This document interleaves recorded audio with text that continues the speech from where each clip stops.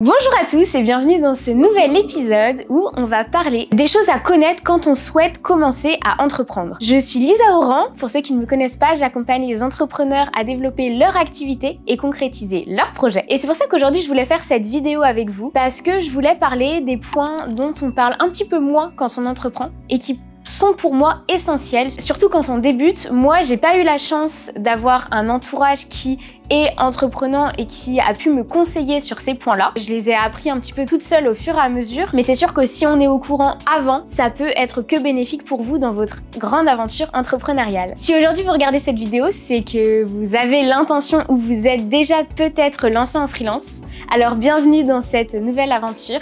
C'est une fabuleuse aventure, mais par contre c'est une aventure qui est difficile et elle n'est pas facile comme on peut le voir un petit peu partout. Toutes les actions qu'on va mettre en place dès le début de notre aventure vont quand même impacter aussi l'évolution de notre business, de notre entreprise, et c'est pour ça que je pense qu'il est vraiment important de se préparer dès le début à faire les bonnes actions, en tout cas prioriser son bien-être et son énergie. Donc il y a pas mal de choses qu'on va essayer de voir dans cette vidéo et qu'on va devoir prendre en compte pour s'aider au mieux dans cette aventure-là. Comme je disais, c'est une aventure qui est pas facile malgré tout ce qu'on peut voir sur les réseaux sociaux. Mais je pense que c'est aussi pour ça que l'aventure est belle, que peu de monde réussissent, que peu de monde continue cette aventure. Et je pense que le plus beau, c'est le chemin parcouru. Et du coup, c'est pour ça qu'on va voir aujourd'hui comment vivre cette aventure et comment vivre ce chemin au mieux. D'abord pour moi, le premier point essentiel, c'est de prendre soin de son énergie et de sa motivation. Quand on débute, on est super énergique, super motivé. Franchement, on n'a pas du tout besoin de motivation. On a plein d'ambitions, plein de rêves et on est prêt à tout pour les réaliser. Il faut prendre conscience que cette énergie, elle va diminuer avec les kilomètres et vous avez une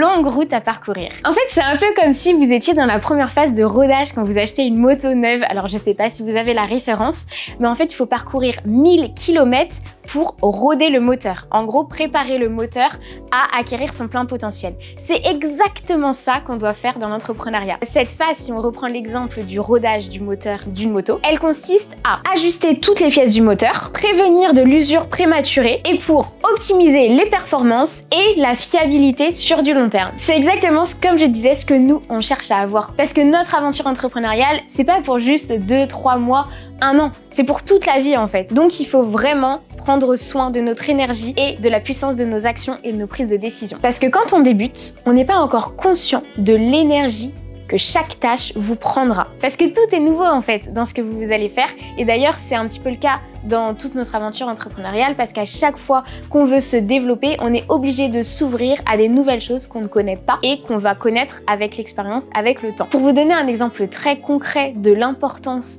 de prendre conscience de ça dès le début de son aventure, je vais vous parler un peu de mon histoire. Moi, j'ai débuté, c'était en 2020, par ma première entreprise que j'avais ouverte quand j'étais encore en études. Mon papa faisait des lampes en bois et j'ai voulu vendre ces lampes en bois. J'étais super motivée, énergie, j'avais beaucoup d'ambition, mais je ne savais pas du tout quoi faire et par où commencer. Et ce que j'ai fait et l'erreur que j'ai faite, c'est qu'en fait, j'ai été sur tous les fronts. J'ai mis mon énergie dans plein de tâches qui n'étaient pas forcément des priorités, en tout cas pour avoir des résultats immédiats. Site internet, branding, concept, carte de visite. En fait, toutes ces nouvelles choses m'ont pris énormément d'énergie. Et au moment où vraiment je devais aller à la prospection, aller vers les clients et aussi vers des actions qui rapportent des résultats directs, j'avais plus d'énergie. Et le choix de ces actions-là a impacté toute la suite de mon aventure. J'ai eu beaucoup de mal au début à prendre conscience de l'importance de la priorité des actions parce qu'en fait, j'ai commencé en allant un petit peu sur tous les fronts, en mettant mon énergie un peu n'importe où, n'importe comment, ce qui fait que j'ai acquéri des mauvaises habitudes entre guillemets et c'est plus dur de retrouver des bonnes habitudes que de prendre des bonnes habitudes dès le début. Parce que l'énergie, c'est pas que de la motivation. Au début, on débute, on est motivé, oui, c'est très bien, mais il faut vraiment prendre conscience que chaque matin quand on se réveille, c'est comme si on avait une petite jauge d'énergie à côté de soi. Elle est plus ou moins remplie par rapport à si on a bien dormi, je sais pas, si on a un mal de ventre, un mal de tête, peu importe. Et il faut se dire qu'on va devoir tenir toute la journée avec cette jauge d'énergie. Alors le conseil pour garder notre énergie le plus longtemps possible et prendre soin de cette jauge qu'on a chaque jour, c'est l'organisation. Il faut s'organiser, il faut prioriser ses tâches et ça c'est le secret de la réussite. Mettez en place le plus vite possible des process d'automatisation d'automatisation. Ne foncez pas directement dans le tas, prenez du recul et regardez si vous pouvez optimiser l'énergie que vous allez mettre dans chaque tâche. Au début, c'est des moments qui vont prendre plus ou moins de temps, mais sur du long terme, vous allez voir que vous allez gagner un temps fou. Mentalement parlant, vous allez être beaucoup plus serein et apaisé. Tout sera écrit, les process seront juste à être dupliqués à chaque fois et vous allez gagner un temps de fou et beaucoup d'énergie. Utilisez la loi de Pareto au quotidien. En quoi ça consiste? Ça consiste à se concentrer sur les 20% des actions qui génèrent 80% de vos résultats. Il y a plein d'actions qu'on fait au quotidien où on se prend la tête qui finalement ne sont pas du tout une priorité parce qu'elles ne nous apportent pas des résultats immédiats. Exemple, la création de son site internet, les cartes de visite, c'est très bien d'en avoir mais il faut prioriser. On sait qu'on doit être visible, oui, mais il faut choisir un support et on n'est pas obligé de dupliquer tous ces supports avant de commencer à chercher ses clients. En deuxième point, ce que j'avais envie de parler, c'est la préparation aux émotions fortes, que ce soit négatif ou positif. Parce que quand on arrive dans notre aventure entrepreneuriale, on est amené à avoir des émotions et des émotions fortes, des émotions nouvelles qu'on ne connaît pas forcément. Notamment aussi l'anxiété, le stress permanent. Et ça, c'est des émotions qu'on va devoir apprendre à gérer. Bien sûr, les émotions, c'est très propre à chacun. Chacun a sa façon de voir les choses, de gérer ou non son stress. Mais en tout cas, je pense sincèrement qu'on est tous voués à ressentir des nouvelles émotions qu'on ne connaissait pas forcément, et notamment du stress et de l'angoisse. Pour pallier à ça, et en tout cas éviter d'en avoir trop, surtout au début, il faut se fixer des habitudes et des règles strictes pour son bien-être qu'on doit mettre en place quotidiennement. C'est vraiment indispensable parce qu'en fait, on va accumuler du stress, de la peur, de l'angoisse et à un moment, en fait, on va exploser, on va pas savoir pourquoi, on va être complètement perdu, submergé par nos émotions, ça sera trop tard entre guillemets, même s'il n'est jamais trop tard. Les habitudes qui sont obligatoires et qu'on doit prendre en compte dès le début, c'est s'octroyer des pauses dans sa journée. Vous n'êtes pas des robots, même si c'est votre business, que vous savez qu'il faut travailler pour avoir des résultats, il faut aussi faire des pauses et c'est très important. La sédentarité, faites très attention à ça parce qu'on est tout le temps derrière son ordinateur et si on s'oblige pas et on se met pas même des moments dans sa to-do où on va aller marcher, on va aller faire du sport, on va potentiellement jamais le faire parce qu'on a tellement de choses à faire que ça prendra toujours la priorité sur nos activités personnelles si on ne se donne pas des règles strictes dès le début. Le sommeil, c'est super important. Ne négligez pas ça. Le but dans tout ça, en fait, c'est juste de pas finir en burn-out, d'abandonner son projet ou de pas réussir à tenir sur du long terme. On est tous humains, on a des besoins humains qui sont sociaux et physiques et il ne faut pas les négliger.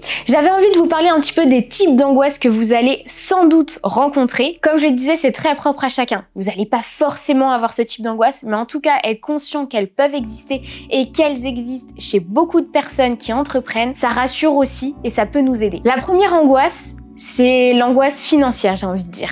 C'est l'angoisse de se dire « je ne vais pas avoir de clients, je ne vais pas avoir assez pour finir la fin du mois, en vivre et tout simplement manger et payer mes factures ». Et c'est totalement normal, j'ai envie de dire, mais ça nous met dans une mauvaise énergie, tant pour nous que aussi pour nos clients.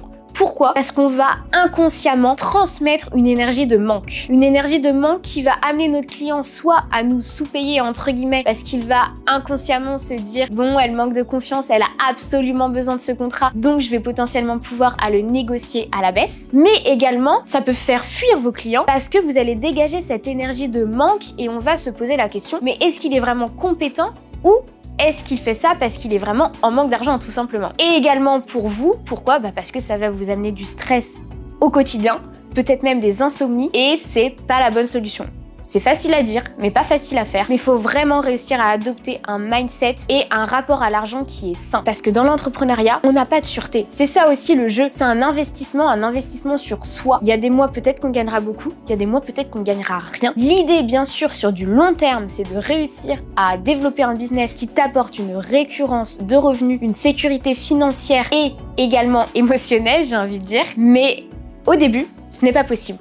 Ce n'est pas possible, alors il faut se concentrer sur la vision long terme. Pour vous donner un exemple encore concret sur ma situation personnelle, quand j'ai débuté en freelance, j'étais une surstressée de l'argent et de comment je vais gagner de l'argent parce que je me lance à mon compte, il faut absolument que je gagne de l'argent parce que je veux pas du tout retourner dans le salariat. Je me mettais des pressions de dingue. En plus, entre parenthèses, j'étais sur Paris, du coup c'était très compliqué parce que le loyer est très cher là-bas.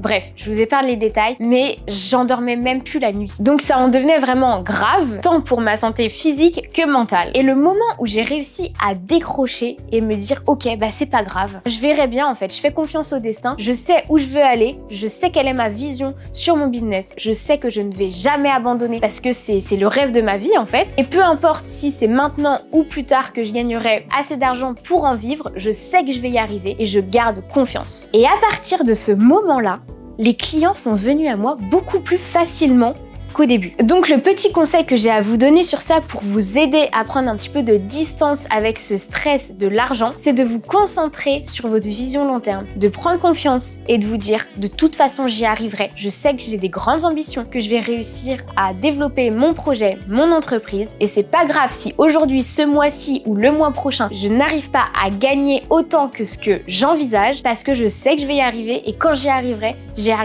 beaucoup. Et ça compensera tout ce que j'avais imaginé. En fait, souvent, au début, on se dit oui, je veux gagner un minimum, par exemple, le SMIC, 1500 € ou 2000 € par mois pour réussir à en vivre, potentiellement même quitter mon CDI si c'est quelque chose que vous faites à côté. Mais en fait, il faut se dire surtout, ok, je sais que dans un an, je développerai tellement bien mon entreprise que je serai à, je sais pas, 5000 € par mois. Donc en fait, cette somme compensera tous les premiers mois de mon activité où j'ai rien gagné ou peu. C'est pas un sprint, c'est un marathon. Comme je le disais, l'aventure entrepreneuriale, c'est sur du long terme. En fait, c'est une aventure sur toute la vie. Vous avez le temps. Je vais vous donner un exemple encore plus parlant sur ce point-là. Imaginez que vous êtes un jardinier, que vous êtes passionné d'arbres fruitiers. Dans les premières années, les arbres fruitiers ne donnent pas de fruits. Vous devez les nourrir, les arroser, leur donner des nutriments, prendre soin d'eux. Et vous le faites pourquoi? Parce que vous savez que cet arbre, dans 4 ans, il va faire pousser de superbes citrons. Par contre, si vous laissez vos émotions prendre le dessus, que vous devenez impatient, vous allez peut-être surarroser vos arbres, ne pas leur donner les bons nutriments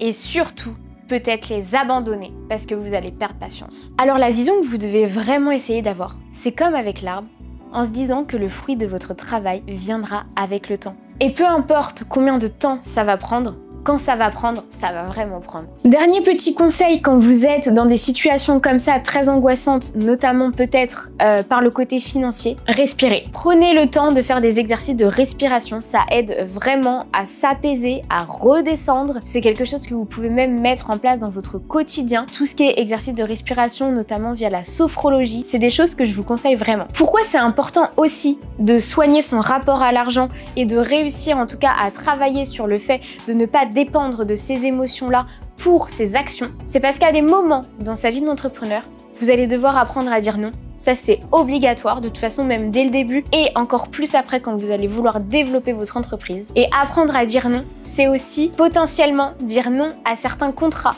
dire non à de l'argent, à une rentrée d'argent, parce que vous avez votre vision, vous savez où vous voulez aller et vous savez que potentiellement dire oui à ce type de contrat va vous éloigner de votre objectif. Et ça, vous ne pouvez pas le mettre en place si vous êtes toujours dans cette énergie de manque. Ça va vous faire prendre éventuellement des mauvais choix, alors que si vous arrivez à détacher vos émotions de vos prises de décision, vous arriverez à faire les bons choix et prendre les bonnes décisions. La deuxième angoisse dont je voulais parler, c'est l'angoisse de la confiance en soi. Elle sera, je pense, régulièrement là, à chaque étape de votre parcours. Encore une fois, ça dépend de la personne que vous êtes et de la confiance en vous que vous avez actuellement. Mais en tout cas, cette petite voix dans votre tête qui va constamment vous dire « Non, mais ne fais pas ça, tu es sûr que tu es capable, tu es sûr que c'est bien, est-ce que c'est bien, je vais pas y arriver, je vais pas réussir, comment je vais faire, etc. etc. » Ça peut provoquer de l'angoisse, ne pas réussir à gérer ses peurs et ses pensées par rapport à ça. Et donc, c'est quelque chose sur lequel il faut vraiment focus dès le début et essayer de travailler, de comprendre au fur et à mesure pour réussir à vivre avec. Parce que des peurs, vous en aurez tout le temps, à chaque étape de votre parcours et même de votre vie, j'ai envie de dire. On a des peurs, on a des nouvelles peurs qui arrivent parce qu'on rencontre des nouvelles situations qu'on ne connaît pas. Et à chaque fois qu'on va vers l'inconnu, on a peur. Et c'est normal. Le but, c'est de réussir à passer à l'action avec ses peurs. Dans un premier temps, tu ne dois pas te comparer. La comparaison amène aussi des peurs que tu n'as même pas toi de base. Je m'explique. Par exemple, tu as peur de ne pas être capable de faire une bonne vidéo, un beau contenu pour tes réseaux, pour parler de toi, de tes services et pour accroître ta visibilité. Et tu as potentiellement peur de ne pas être à la hauteur. Pourquoi? Parce que tu te compares en permanence par rapport à toutes les autres personnes qui créent du contenu, potentiellement qui sont tes concurrents, qui travaillent dans la même niche que toi et qui ont beaucoup plus d'expérience et tu te dis dis que toi, tu ne vas pas réussir à faire des vidéos aussi bien à la hauteur et du coup, tu ne fais rien. En tout cas, ça t'angoisse, ça t'amène beaucoup de peur. Alors que si tu arrêtais de te comparer et de regarder ce que tous les autres font, si tu te concentres sur toi, sur tes aspirations, sur ce que tu as envie, toi, de partager, tu seras beaucoup plus sereine. Reste vraiment connecté à toi et à tes aspirations et ne regarde pas les autres. J'ai envie de dire même, ne regarde personne. Ne regarde personne et fais ce que toi tu as envie et tu seras beaucoup plus sereine dans toutes les actions que tu vas mettre en place. Aujourd'hui sur les réseaux sociaux, on est bombardé d'exemples, de stratégies de tous les côtés. En fait, on sait même plus quoi regarder, quoi écouter. On perd le fil et on perd le fil aussi de qui on est et de notre vision à nous, de nos valeurs, de notre façon de voir les choses. Alors que c'est ça qui nous différencie de la concurrence. Aujourd'hui, quelle est la différence entre une community manager qui s'appelle, non, je dis n'importe quoi, Elisa et une autre qui s'appelle Flora? C'est pas leur offre, parce qu'en plus elles ont potentiellement la même parce qu'elles se sont copiées, mais c'est leur personnalité, c'est qui elles sont, leur façon de voir les choses, leur façon de travailler, leur côté humain aussi. Et c'est ça qu'il faut que tu gardes pour toi, être confiante et être vraiment qui tu es et qui tu veux devenir. Réaliser tes rêves à toi. Et le dernier point que je voulais aborder par rapport au stress et aux angoisses, c'est l'isolation sociale. Elle arrivera pas forcément dès le début, mais si tu ne fais pas attention, elle va arriver un moment ou un autre. Pourquoi? Parce que quand tu te lances, quand tu débutes, tu te retrouves seul derrière ton ordi, seul aussi dans ton aventure, parce que même si tu as la chance d'avoir un entourage présent, la journée quand tu travailles, tu es seul, c'est ton aventure, mais tu restes aussi humaine et tu as des besoins sociaux. Plus on reste seul, moins on a envie de voir du monde. Sauf qu'à un moment, il faut déconnecter. Réussir à déconnecter, c'est très important. Et pour ça, pour t'éviter de t'isoler socialement et aussi d'ailleurs de rester enfermé dans toute cette angoisse et ces peurs, il faut vraiment que tu mettes en place des habitudes sociales. C'est-à-dire prendre l'habitude de faire du sport, peut-être aller dans des groupes d'entrepreneurs, essayer de voir quand même régulièrement tes amis ou des personnes qui te font du bien, avec qui tu peux échanger et aussi te libérer. Des échanges qui te font du bien. Si tu peux te le permettre, même prendre un espace de coworking, ça te fait sortir de chez toi, ça te fait déconnecter. C'est des choses vraiment que tu dois prendre en considération et qui doivent être ta priorité parce que tu pourras pas tenir sinon sur du long terme. Et le dernier point que je voulais aborder avec vous, c'est votre développement en tant que personne. C'est vraiment pour moi indispensable. Déjà, quand tu commences à entreprendre, t'es obligé de faire ce qu'on appelle du développement personnel. Parce que tu développes pas que ton entreprise, tu développes aussi ta personne. Comme je disais, tu vas être confronté à de nouvelles émotions, tu vas devoir apprendre à les gérer, tu vas devoir apprendre à grandir, à prendre des décisions, beaucoup de décisions, de choix aussi. Tout ça, en fait, ça va te faire évoluer à une allure folle. Et c'est aussi ça qui est magnifique dans le chemin de l'entrepreneuriat, c'est qu'en fait tu évolues en permanence et tu es en contact de plus en plus avec des personnes qui sont dans cette vision-là, qui veulent aussi aller de l'avant, évoluer, s'ouvrir et ça c'est vraiment magnifique. D'ailleurs je t'encourage vraiment à participer quand tu as l'occasion à des séminaires entrepreneurs parce que c'est des endroits qui sont faits pour créer du réseau et parler à des personnes. Toutes les personnes qui sont à ce genre d'événements sont des personnes qui sont ouvertes sur ça, qui veulent se développer en tant que personne au-delà de développer leur entreprise et leur business et je trouve ça vraiment très intéressant et très enrichissant. Si tu ne t'ouvres pas à ça, de toute façon à un moment ou un autre tu vas être bloqué, soit par tes émotions parce que tu n'arriveras plus à gérer, soit aussi dans ton business parce qu'en fait tu vas plus évoluer. Comme on voit aujourd'hui avec l'ère du temps, les réseaux sociaux ne font que d'évoluer. Si tu restes pas ouvert, curieux, en fait à un moment tu vas stagner et tu vas plus évoluer. Donc c'est vraiment un mindset que tu dois essayer de mettre en place le plus rapidement possible, c'est de rester ouvert, d'être dans un développement personnel permanent. Plus tu te développeras personnellement, plus tu seras aussi intéressant aux yeux des autres et plus tu pourras créer des relations fortes avec les autres et profondes. Mais surtout, n'oublie pas que l'entrepreneuriat, c'est une super aventure. C'est une aventure où tu dois kiffer tous tes moments et surtout prendre conscience que le plus important, c'est le chemin parcouru. C'est ça qui est le plus beau. Peu importe d'où tu commences, plus d'ailleurs tu commenceras bas, plus ton chemin vers la réussite sera magnifique. C'est un surpassement de soi. Tu peux avoir des ambitions illimitées. Alors profites-en. Kiffe ton aventure, kiffe tes rencontres, prends soin de toi surtout, c'est le plus important comme je pense que tu as pu le comprendre dans cette vidéo. Et si la vidéo t'a plu et que tu aimerais un peu plus de conseils au quotidien, n'hésite pas à t'abonner à la chaîne YouTube directement. J'interviewe aussi régulièrement par le biais de mon podcast Tu m'inspires des personnes qui entreprennent et qui sont inspirantes, qui peuvent aussi partager d'autres visions des choses. Comme je te l'ai dit, reste curieux, c'est très important. Et si tu as des questions un peu plus profondes et que tu as envie d'échanger avec moi, n'hésite pas à me contacter sur Instagram directement, je te répondrai avec grand plaisir. Bonne journée et à la prochaine vidéo.